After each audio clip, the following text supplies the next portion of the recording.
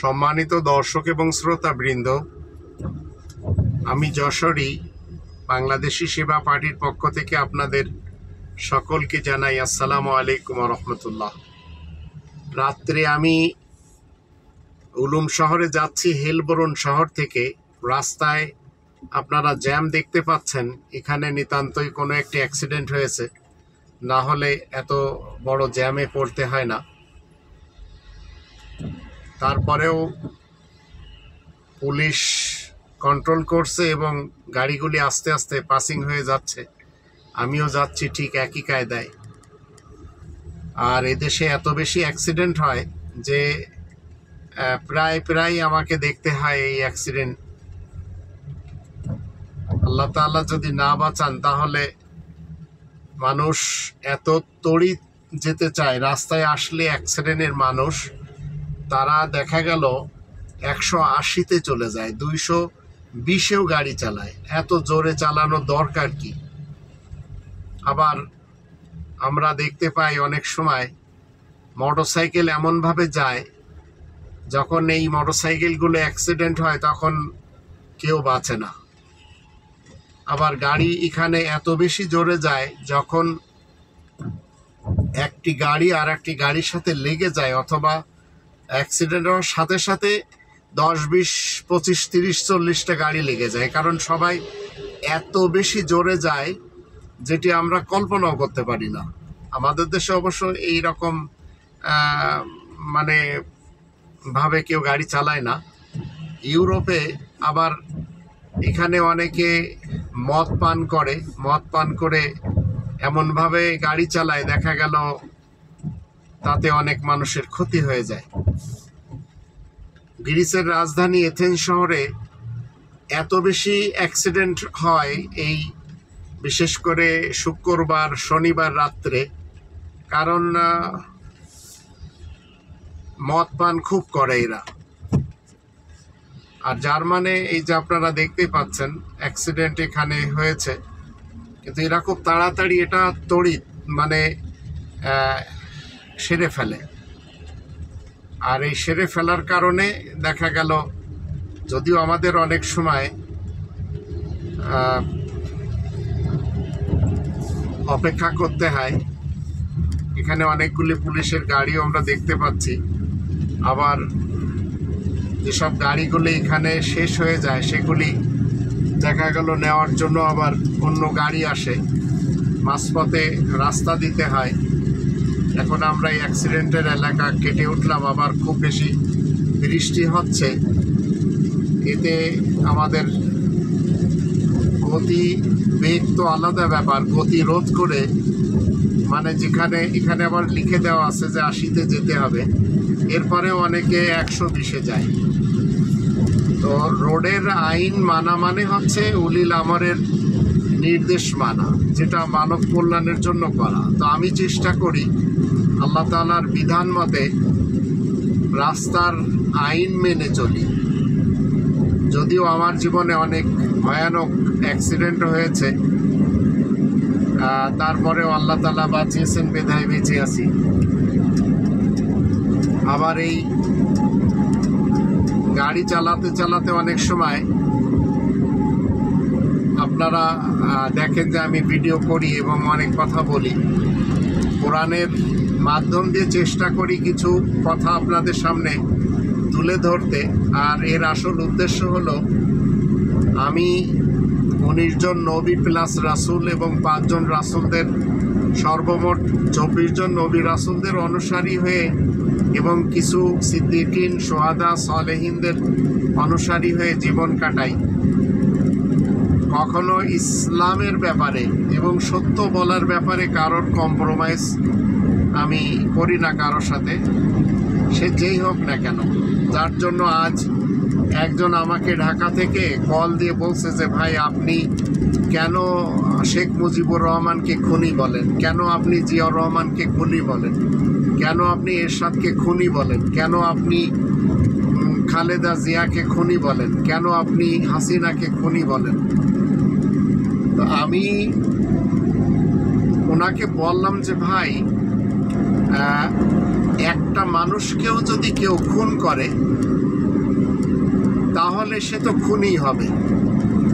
এখন এই যে 5 জনের ইতিহাস আমরা 53 বছর থেকে দেখে আসছি, আমি তো দেখেই আসছি, এদের কারণে আমাদের দেশে বড় বড় খুন হয়েছে, বড় বড় হত্যাযজ্ঞ হয়েছে। এখন এই কথাটি বললে এটা তো আমি তাকে গালি দিচ্ছি না, সে একটি উপাধি অর্জন করেছে, সেই উপাধিও কি আমি বলতে পারবো না? তারপরে উনি আবার আস্তে করে বললেন যে আচ্ছা ঠিক আছে, তাহলে আর কি করা যাবে। একজন মানুষকে আপনি, যে কিনা মানুষ খুন করেছে, তাকে খুনি বলতে পারছেন না, তো আপনি এই পৃথিবীতে সত্য আর কবে এসে বলবেন? আর একবার আসবেন?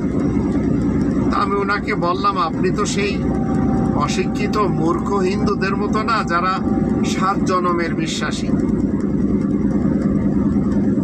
এবং তাদের যারা ব্রাহ্মণ সমাজ এমনভাবে হিন্দুদেরকে এই বিভিন্ন মতবাদে জুড়ে দিয়েছে যে অনেকে আছে তাদেরকে অছুত বলা হয়, তারা কাউকে স্পর্শ করতে পারবে না, ব্রাহ্মণদেরকে স্পর্শই করতে পারবে না, অনেকে মন্দিরে যেতে পারবে না। আবার এই যে ব্রাহ্মণ বলেন, ক্ষত্রিয় বলেন, শূদ্র বলেন, বৈষ্ণব বলেন, এরা সবাই আলাদা আলাদাভাবে বিভক্ত। কোরআন পড়ে যখন আমরা দেখি এই ধরনের বিভক্তের রাজনীতি তো নেই। যেমন মুসলমান সমাজের আমরা হানাফি, শাফি, মালিকি, হাম্বলি দেখি, আবার তাদের 4টি তরিকাতে চললি নাকি সেটা ইসলামের উপরে চলা হয়। ইসলাম তো 4টি তরিকা কখনো দেয় না। আবার আমাদের দেশে রয়েছে শত শত তরিকা, মারেফত, হাকিকত, শরিয়াত, তরিকত, আবার বাউল, আবার হিফাজত, আবার জামাত শিবির, চরমুনাই, আবার সালাফি, এই যে বিভিন্ন ফিরকা, পার্টি, মাসলাক, মাযহাব তৈরি করে ইনারা সবাই মনে করে চলেছেন যে সম্ভবত ইনারা যে যে জায়গায় আছেন সেটি সত্য। আসলে আদৌ কি তাই? সত্য এবং মিথ্যার মাঝে পার্থক্য করার জন্য যে মানদণ্ড আল্লাহ আমাদেরকে দিয়েছেন সেটি হলো আল ফুরকান। তো আল ফুরকানের মানদণ্ডে যখন আপনি চেক করবেন তখন আপনি জানতে পারবেন কোনটা সত্য কোনটা মিথ্যা। আমাদের দেশে অনেক লোক আছে যারা রাজতন্ত্র পছন্দ করে এবং রাজতন্ত্রের গুণকীর্তন গেয়ে যায়, তারা আবার দেখা গেল আরব থেকে টাকা পয়সা পায়। আবার কেউ কেউ আছে সমাজতন্ত্রের গুণ গায়। এখন সমাজতন্ত্রের গুণ কীর্তন করতে যে কেউ কেউ রাশিয়াকে সাপোর্ট করে, চায়নাকে সাপোর্ট করে, আবার কেউ কেউ মোল্লাতন্ত্রে বিশ্বাসী। ইন্ডিয়ার বিভিন্ন শহর তারা পছন্দ করে চলেছে।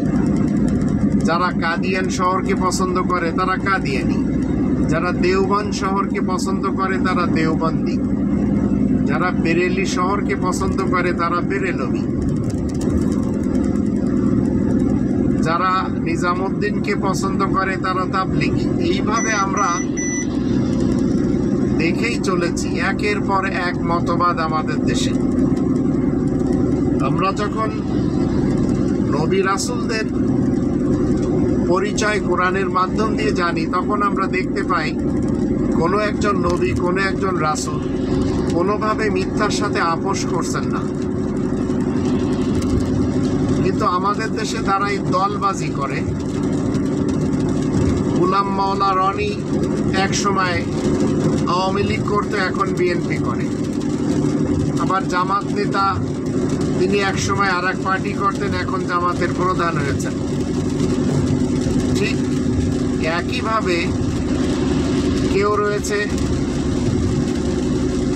মওদুদি মতবাদের, কেউ কাসেম নানতবির মতবাদের, আবার কেউ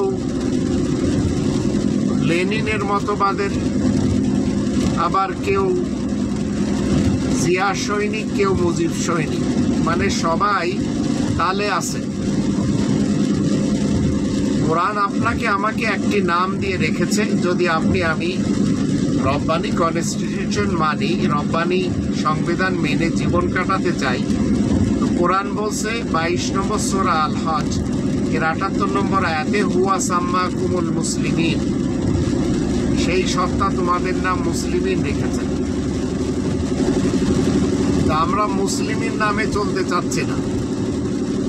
আমরা কেউ আহলে হাদিস সালাফি নামে চলি, আমরা কেউ আহলে সুন্নাত ওয়াল জামাত, দেওবন্দি কিংবা বেরেলভি সমাজ হিসেবে নিজেদেরকে পরিচয় করিয়ে নিয়েছি, আবার কেউ শিয়া ইসনা আশারি।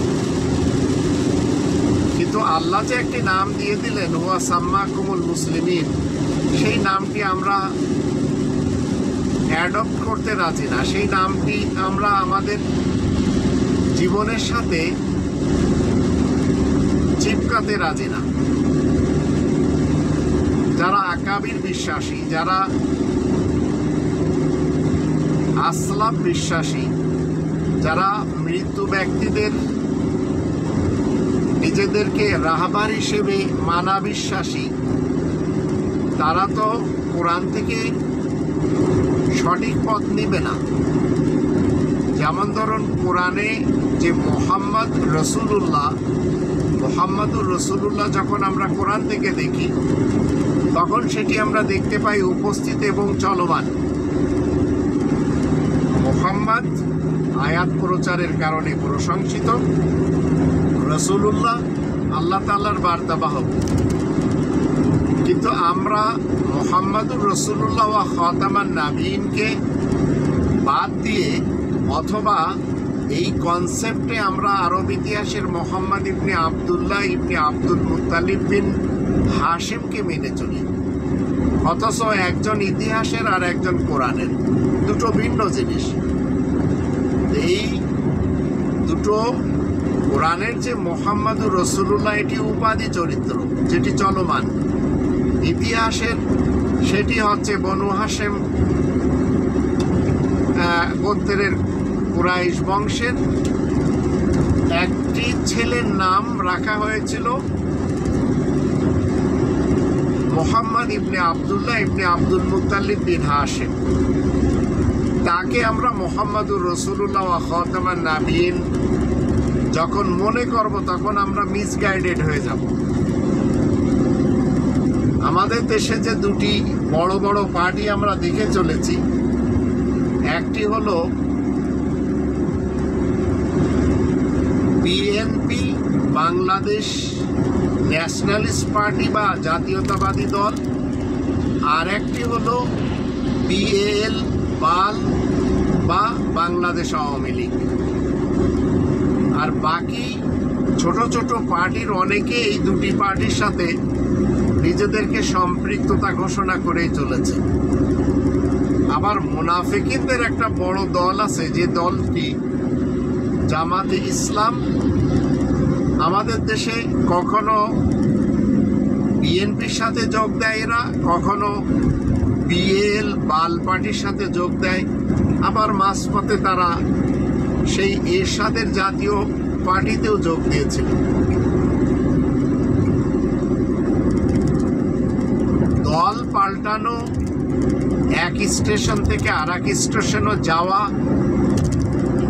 এক দল থেকে আর এক দলে চলে যাওয়া, এইগুলি আমরা মুনাফিকিনদের যখন চরিত্র পড়ি এবং দেখি, তখন আমাদের দেশে এই জামাত ইসলামকে খুঁজে পাই। কিন্তু যখন তারা আবার ইসলামের দোহাই দেন, তো ইসলামের দোহাই দিতে গেলে জনগণ ইসলামের টানে তাদের পক্ষে চলে যায় এবং তাদের বেশভূষা ভিন্ন, তাদের কথাবার্তা ভিন্ন, তাদের চালচলন ভিন্ন, তাদের লেবাস পোশাক ভিন্ন। আর তারা যে কর্মগুলি করে সেটিকে তারা ইসলাম মনে করে, অথচ তাদের মতবাদ মওদুদী সাহেবের দেওয়া মতবাদ, যেটিকে তারা ইসলাম মনে করে চলেছে। জিয়াউর রহমানের যারা আদর্শে, তারা নিজেদেরকে বলে তারা জিয়া সৈনিক। মুজিবুর রহমানের আদর্শে যারা, তারা নিজেদেরকে বলে তারা মুজিব সৈনিক। যারা মুহাম্মদ ইবনে আবদুল্লাহ ইবনে আব্দুল মুত্তালিব বিন হাশিমের উম্মত হিসেবে দাবিদার, তারা সবাই নিজেদেরকে বলে মুহাম্মাদি। গোলাম আহমদ কাদিয়ানীকে যারা মানে, তারা নিজেদেরকে বলে আহমাদি। গুরু নানক জিকে যারা মানে, তারা নিজেদেরকে বলে শিখ বা গুরুমুখী। গৌতম বুদ্ধকে যারা মেনে চলে, তারা নিজেদেরকে বৌদ্ধ বলে। ঠিক এইভাবে সবাই নিজ নিজ প্ল্যাটফর্মকে তৈরি করে নিয়ে খুশি খুশি জীবন কাটিয়ে দিচ্ছে। কোরআন পড়ার সুযোগ কারোর জীবনে হচ্ছে না। আর আমাদের এই ছোট্ট বাংলাদেশে এত বেশি ধর্মের নামে মাহফিল হয়, যে মাহফিলগুলি যদি গণনা করা হয় তাহলে বছর শেষে অন্তত 50-60 হাজার মাহফিল আমাদের দেশে হচ্ছে। তো 50-60 হাজার মাহফিলে শিখানো কি হচ্ছে? ধরুন আপনি গিয়াসউদ্দিন তাহিরির মাহফিলে যাচ্ছেন, সে আপনাকে শায়েখ আহমদুল্লাহ সাহেবের বিপক্ষে নিয়ে দাঁড় করাবে। আবার শায়েখ আহমদুল্লাহ সাহেবের স্টেশনে আপনারা যাচ্ছেন, সেই গিয়াসউদ্দিন তাহিরির বিপক্ষে আপনাদেরকে দাঁড় করাবে। তদ্রূপ আপনারা যারা চরমোনাইতে যাচ্ছেন, তারা আপনাদেরকে জামাত শিবিরের বিরুদ্ধে দাঁড় করাবে। আবার যারা তবলিগি জামাত সাদ গ্রুপে যাচ্ছেন, তারা জুবায়ের গ্রুপের বিপক্ষে দাঁড় করাবে। আপনারা যদি চন্দ্রপাড়ায় যান, তাহলে আট্রসির বিরুদ্ধে আপনাদেরকে দাঁড় করাবে। আবার আট্রসিতে গেলে তারা টেকেরাটের বিরুদ্ধে আপনাদেরকে দাঁড় করাবে। ঠিক দেওয়ানবাগের প্ল্যাটফর্ম আলাদা, কুতুববাগের প্ল্যাটফর্ম আলাদা, মাইজ ভান্ডারের প্ল্যাটফর্ম আলাদা। আবার যখন আমরা দেখি মানুষ কেউ কেউ গাঁজা খাওয়ার জন্য বিভিন্ন মাজারে যাচ্ছে, কাবুল শাহর মাজার বলেন, রাহাত আলী শাহর মাজার বলেন, গনি শাহর মাজার বলেন, কেল্লা শাহর মাজার বলেন, সিলেট শাহজালালের দরগা বলেন, বাগেরহাটের খানজাহানের মাজার বলেন, এইভাবে আমরা দেখেই চলেছি। কিন্তু যখন আপনি এদেরকে বলবেন যে ভাই আপনারা কি কোরআন পড়ার সুযোগ পেয়েছেন? কখনো সুযোগ তো সবাই পায়, কিন্তু কখনো কোরআন খোলার জন্য তারা প্রস্তুত না। আপনারা যদি কুষ্টিয়াতে যান, লালন শাহের এখানে যেয়ে দেখবেন ভিনদেশিরাও আছে। এখন তারা যেভাবে রিপ্রেজেন্ট করছে লালন শাহকে, সেটা আবার অনেকে মেনে নিচ্ছে। পৃথিবীতে তো আমরা আরেকটিবার আসবো না, কিন্তু আজকে আল্লাহ তাআলার শান্তির পৃথিবীতে 900 কোটি মানুষ রয়েছে। 900 কোটি মানুষের উপরে কোরআনের 5টি দাবি রাখা হয়েছে। সেই 5টি দাবি যদি 900 কোটি মানুষ মেনে সেই মতে চলে, 900 কোটি মানুষ সবাই জান্নাতে যাবে।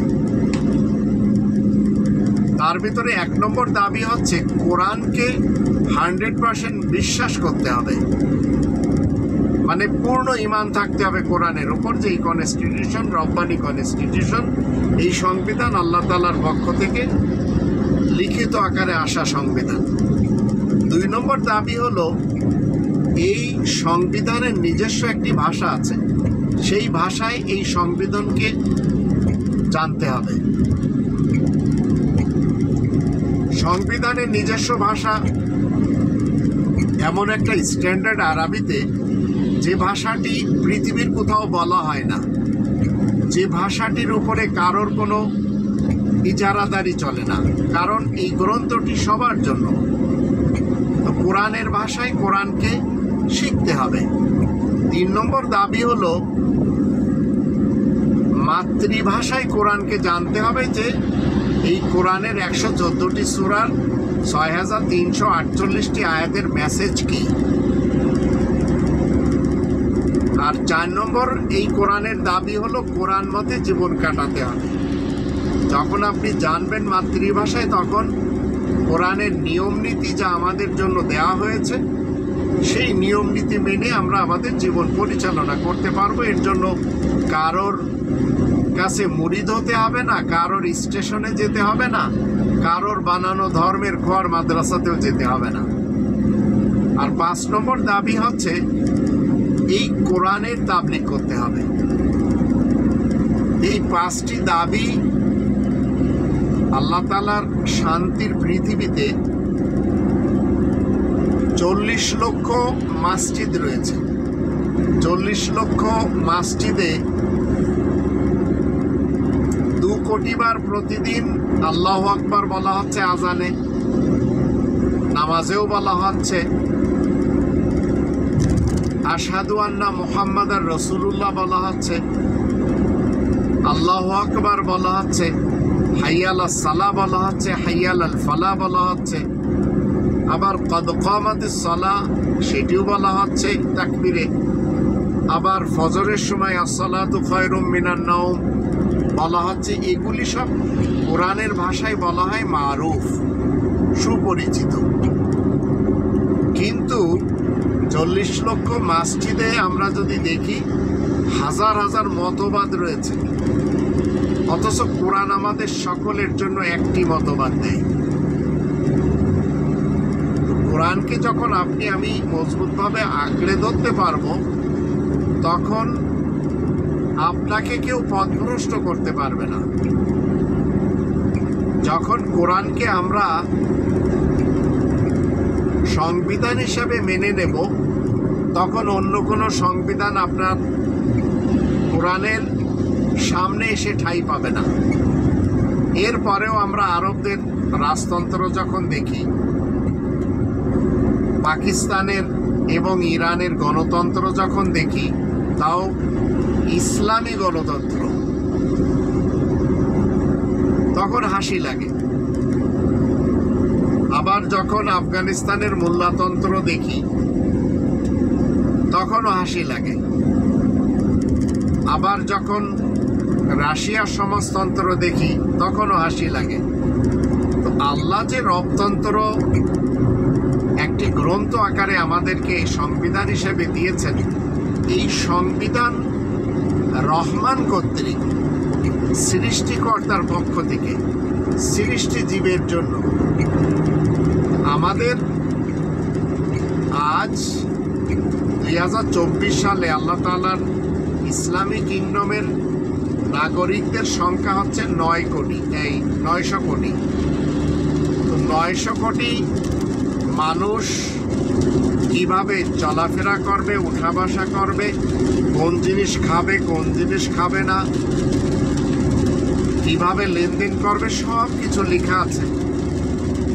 এরপরে যদি আমরা শান্তি তলাশ করার জন্য মানুষের বানানো কনস্টিটিউশনের দিকে যাই, তো সেখানে অশান্তি ছাড়া আর কিছুই নেই।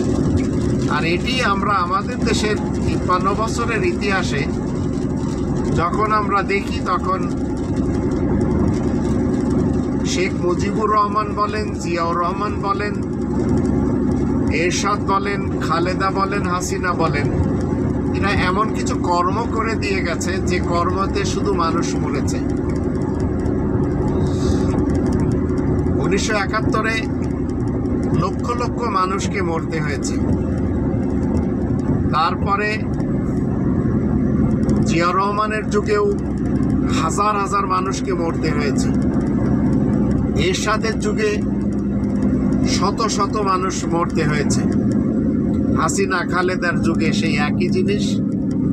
তো আপনি রব্বানি কনস্টিটিউশনকে যখন ফলো করবেন, 5 নম্বর সূরা আল মাইদার 32 নম্বর আয়াতে বলা হচ্ছে, মান কতালা নাফসাম বিগাইরি নাফসিন আও ফাসাদিন ফিল আরদি ফাকান্নামা কতালান নাস জামিয়া।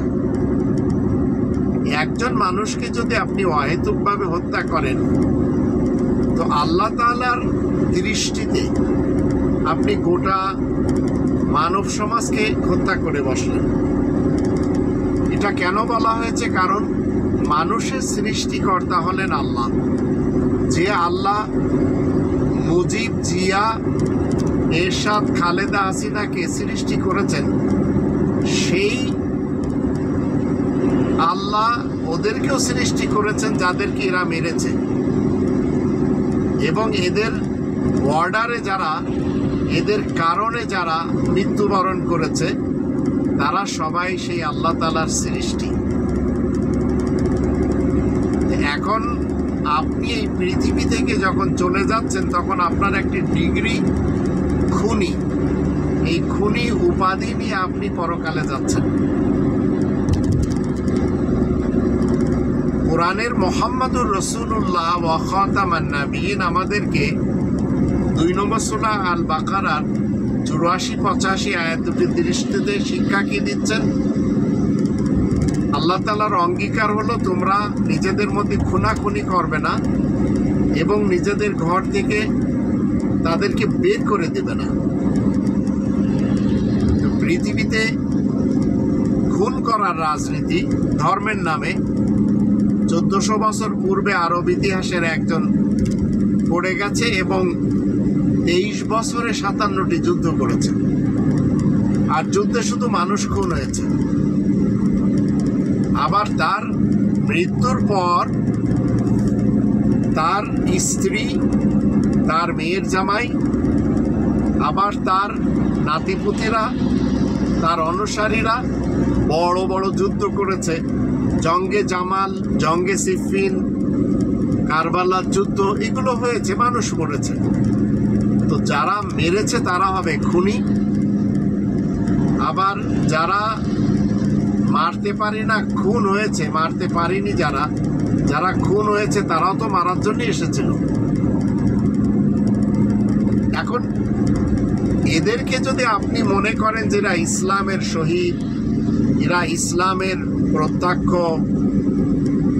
কি বলে গাজী, তো সেম শ্যাপলা চত্বরে যারা এসেছিল, সেই হিফাজত নেতাদের কথাতে যারা ছুটে এসেছিল এবং মরার পরে শুধু যাদের স্যান্ডেলগুলি বাকি ছিল,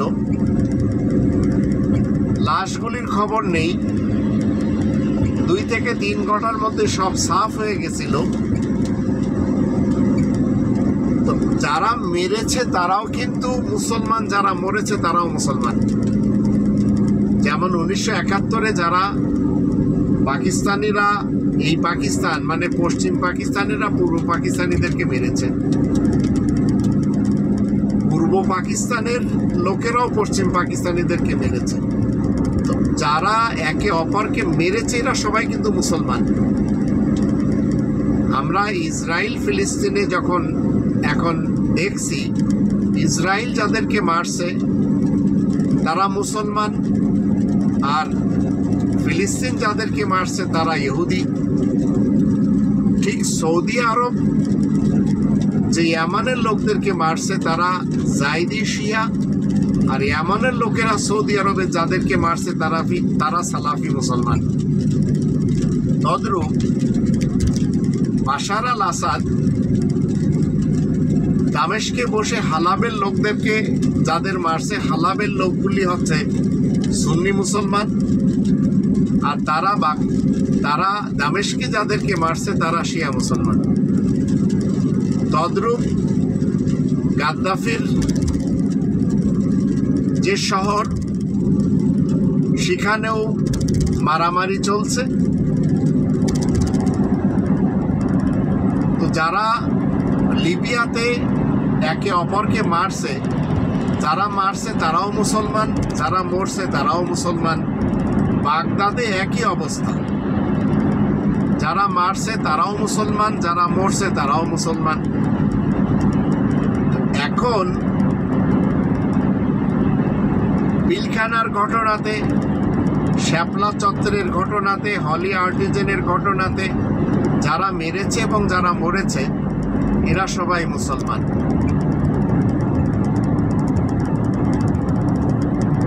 গ্রেনেড হামলা যারা করিয়েছে এবং যারা মরেছে দুই পক্ষেই মুসলমান। এখন যদি এরা নিজেদেরকে বলে যে আমরা এই মানুষ মেরে রাজনীতি করে আমরা বড় বড় রাজনীতিবিদ হয়েছি, তো আমি ডক্টর একিউ মাহবুবুল্লাহ যশোরী বাংলাদেশি সেবা পার্টির পক্ষ থেকে বলতে চাই, এরা রাজনীতিবিদ না, এরা হচ্ছে সবাই খুনি। এখন খুনি রাজনীতিবিদ আমরা বলতে পারছি না। এর কারণ কি? অথচ সত্য কথা। তা আমি তো বলে চলেছি, আমাকে যদিও 2005 সালে আমাকে মে মাসে জেলে যেতে হয়েছে এই উলামায়ে আজাজিলদের পক্ষ থেকে, আমি কোরআনের কথা বললে তাদের শরীর জ্বলে, তাদের গা জ্বলে, এবং তারা বলে আমি তাদের বানানো যে সমস্ত রিওয়ায়াত, যেগুলি মিথ্যা হাদিস, সেগুলি আমি মানি না। আমি তো আল্লাহ তাআলার পক্ষ থেকে যে কনস্টিটিউশন এসেছে, যে সংবিধান এসেছে, সেইটিকে আমার জীবনে আমি অ্যাপ্লাই করি এবং সেটিকে মানি। তাহলে আমার তো একটু দরকার পড়ছে না আমার জীবন পরিবর্তন এবং আমার জীবন পাল্টে যাচ্ছে আল্লাহ তাআলার সংবিধান মেনে। এখানে মানুষের কনস্টিটিউশন কিংবা আরব ইতিহাসের সেই মোহাম্মদ ইবনে আবদুল্লাহর হাদিস বা রিওয়ায়াত মেনে আমি আমার জীবনকে কেন পাল্টাতে যাব? আমার কাছে তো কোরআনে মুহাম্মাদুর রাসূলুল্লাহ ওয়া খাতামান নাবিয়িন রয়েছে। ঠিক একই কায়দায় যখন আপনি প্রত্যেকটি সেক্টরে দেখবেন, আর মানুষ যেভাবে বাতিলের উপরে চলেছে এবং বাতিলকে মেনে তারা শান্তি পাওয়ার জন্য চেষ্টা সাধনা করে চলেছে, বাতিল মানলে এবং কোরআনের বিপরীত সংবিধান মানলে সেখানে শান্তি আসে না। তাই আমাদের দেশ 53 বছরে শান্তিতে কাটেনি, একের পর এক অশান্তি। যে অশান্তির পিছনে সবচেয়ে বেশি ভারতের গোয়েন্দা সংস্থা র এবং অন্যান্য দেশের মতবাদধারীরা চেষ্টা সাধনা করেছে, যার ফলে দেশটিকে নরকে পরিণত করে কেউ আমাদেরকে শান্তি দিতে পারেনি। কারণ যারা এই দুটি ফ্যামিলিকে মেনে চলেছে, আর এই দুটি ফ্যামিলি যেভাবে আমাদের উপরের নেতৃত্ব দিয়ে আমাদেরকে গোলাম বানিয়ে রেখেছে, সেই গোলামের জিনজির থেকে আমরা বেরিয়ে আসতে পারিনি। যদিও 5 আগস্ট 2024 সালে আল্লাহ নতুন করে আমাদের বাঁচার জন্য এই বাংলাদেশকে উপহার দিলেন। এখন এই বাংলাদেশ কিভাবে আগে বাড়বে, কিভাবে আমরা ক্ষুধামুক্ত হতে পারবো, কিভাবে দারিদ্র মুক্ত হতে পারবো, কিভাবে আমরা ন্যায্য পাওনা পাবো, এর জন্য বাংলাদেশি সেবা পার্টির স্লোগান হলো উই ওয়ান্ট জাস্টিস ওয়া ইলাহুকুম ইলাহু ওয়াহিদ। একক আইনদাতাকে, একক হুকুমদাতাকে, একক বিধানদাতাকে মেনে, সেই বিধানদাতার সংবিধানকে মেনে আমরা 8 নম্বর সূরা আল আনফালের প্রথম আয়াতের দৃষ্টিতে খনিজ সম্পদের যে অর্থ, খনিজ সম্পদ আমাদের 18 কোটি মানুষের জন্য আল্লাহ যে বরাদ্দ দিয়েছেন, সেটি আমরা সবাই সুন্দরভাবে বন্টনের মাধ্যম দিয়ে পেতে চাই। যার জন্য বাংলাদেশি সেবা পার্টির উত্থান। কিন্তু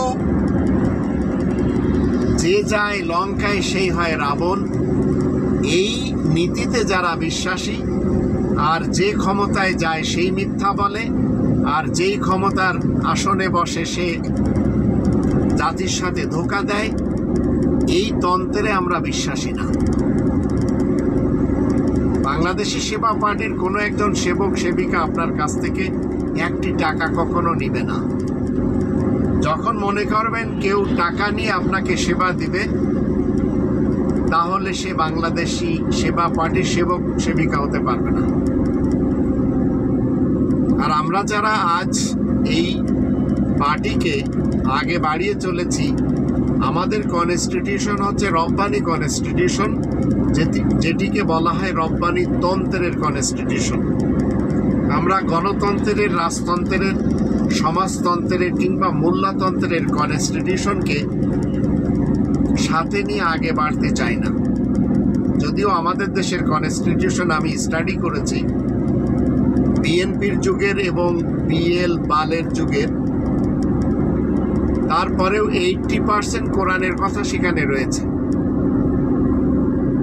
তবেই তো আমরা এই নতুন সরকারকে, এই নোবেল বিজয়ী প্রফেসর ডক্টর মোহাম্মদ ইউনূসের সরকারকে আমরা সাপোর্ট করে চলেছি।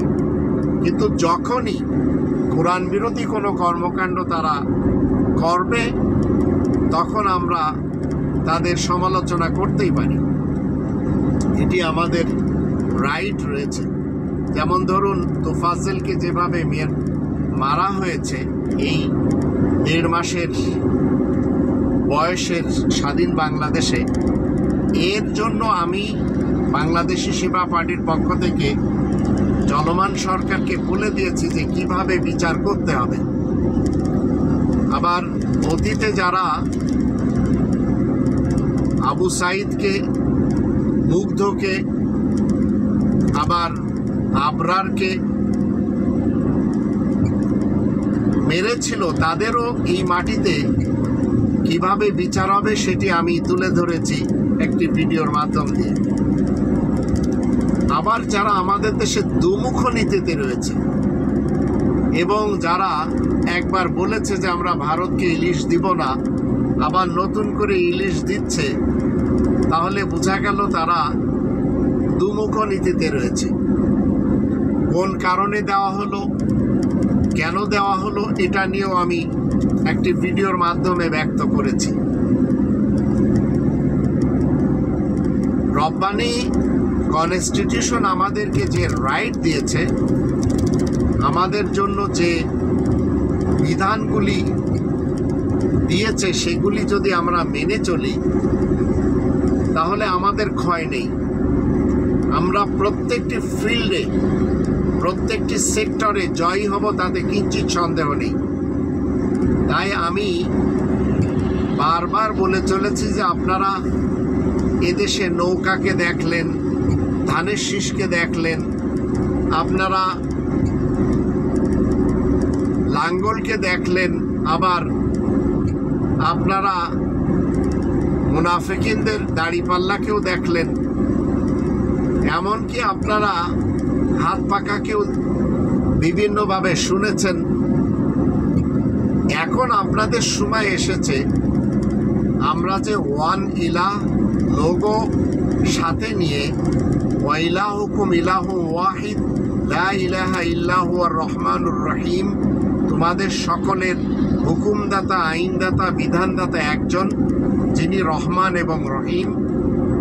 সেই বিধানদাতার যে কনস্টিটিউশন, যেটি কখনো পরিবর্তন হয় না, যেটি পালন করে চললে সুফল পাওয়া যায়, আর যেটির বিপক্ষে গেলে কুফল আসে, সেটিকেই আমরা সংবিধান হিসেবে মেনে চলেছি। মনে রাখবেন, বাংলাদেশি সেবা পার্টির সুযোগ আসলে এদেশের গরিবি ঠিক সেইভাবে মিটে যাবে যেভাবে কাতারে কেউ গরিব নেই। আর কাতার 1971-এ স্বাধীন হওয়া দেশ, বাংলাদেশ 1971-এ স্বাধীন হওয়া দেশ। কাতার খনিজ সম্পদের অর্থ জনগণের মাঝে বিতরণ করেছে, আমরাও খনিজ সম্পদের অর্থ আমরা 18 কোটি ভাই বোনেরা সবাই মিলেমিশে বন্টন করে সবাই ন্যায্য, যার যতটুকু সে ততটুকু পাবে, আমরাও পাব। তখন আমরা আল্লাহ তাআলার জয়গান সুন্দরভাবে করতে পারবো এবং আমরা সত্যিকার অর্থে বলতে পারবো আলহামদুলিল্লাহি রাব্বিল আলামিন। সকল প্রশংসার একমাত্র উপযুক্ত হলেন রব্বুল আলামিন। তো খনিজ সম্পদের অর্থ যখন দেশের জনগণ পাবে, তখন এই দেশের জনগণ রাতারাত্রি সেই কাতারের মতো বিশ্বের মানচিত্রে একটি ধনীদের রাষ্ট্র হিসেবে পরিগণিত হবে, তাতেও কিঞ্চিত সন্দেহ নেই। হাহাকার থাকবে না, ক্ষুধার জ্বালা থাকবে না, এবং কেউ